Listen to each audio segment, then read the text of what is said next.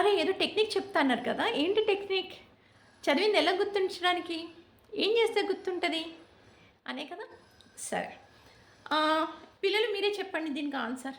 మీరు ఎక్కడికైనా బయటికెళ్తున్నప్పుడు ఏదైనా యాక్సిడెంట్ చూస్తే, ఆ యాక్సిడెంట్ మీకు స్కూల్‌కెళ్ళాక ఫ్రెండ్స్‌కి, ఇంటికొచ్చాక మమ్మీ‌లకి ఎవ్వరికి కనిపిస్తే అందరికి దీని గురించి ఒక ఎక్స్‌ప్లెయిన్ చేస్తారు. స్టోరీ రూపంలో చెప్తారు. అబ్బాయా, అమ్మాయా ఏం గుద్దింది అన్నీ చెప్తారు మొత్తం.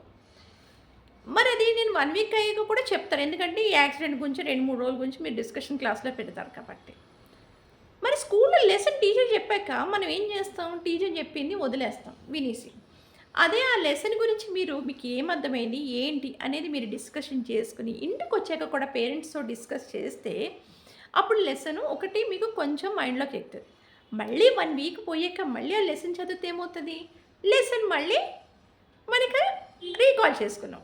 ఒకసారి రివిజిట్ చేసుకున్నాం. మళ్ళీ 3 డేస్ పోయాక మళ్ళీ చదివితే ఈసారి లెసన్ బాగా గుర్తుండిపోద్ది. ఎందుకంటే ఇది తెలియకుండానే మనం 3 టైమ్స్ చేశాం కాబట్టి. అవునా? సో, అప్పుడు మనం లెసన్ మర్చిపోగలమా? లేము. మనకు కూడా బాగా గుర్తుంటది.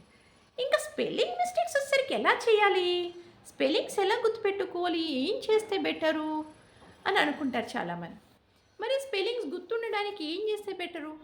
సపోజ్ నేను ఒక వర్డ్ చెప్తా. చాలామంది బిలీఫ్ అనేసరికి ఏం రాస్తారు? ఈఎఫ్‌కి బిఈఎల్ఈఐఎఫ్ అని రాస్తారు. అరే! 2 ఒకలాగే ఉన్నట్టున్నాయి కదా! కానీ కన్‌ఫ్యూజన్ ఉంది.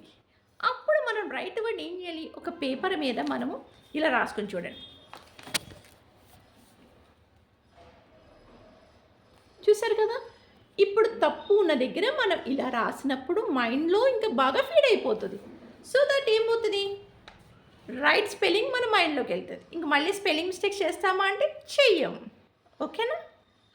సో, ఇది ఒక టెక్నిక్. సో, ఇలాగా చాలా టెక్నిక్స్ ఉన్నాయి. ఈరోజు నేను మీకు 2 టెక్నిక్స్ చెప్పాను. ఏంటి? చదివింది లెసన్ ఎలా గుర్తుపెట్టుకోవాలి? మిస్టేక్స్ స్పెల్లింగ్ మిస్టేక్స్ ఎలా రైట్ స్పెల్లింగ్ ఎలా గుర్తుపెట్టుకోవాలి. యెస్. యెస్. Thank you.